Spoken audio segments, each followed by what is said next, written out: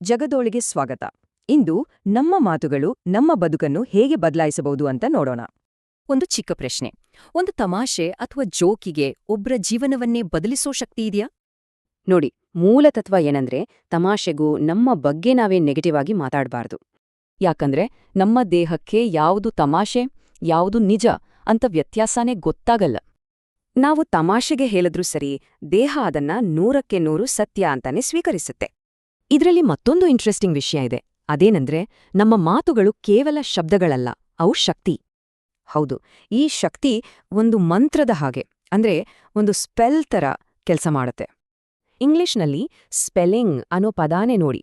ಅದರ ಅರ್ಥ ಕಾಸ್ಟಿಂಗ್ ಅ ಸ್ಪೆಲ್, ಅಂದ್ರೆ ಪದಗಳಿಂದ ಮಂತ್ರ ಹಾಕೋದು. ಹಾಗಾದ್ರೆ ನಮ್ಮ ಬದುಕನ್ನು ಬದಲಾಯಿಸ್ಕೊಳ್ಳೋಕೆ 2 ಸ್ಟೆಪ್ಸ್. ಮೊದಲನೇದು, ನಮ್ಮ ಬಗ್ಗೆ ನಾವು ಮಾತಾಡೋ ರೀತಿ ಬದಲಿಸ್ಬೇಕು.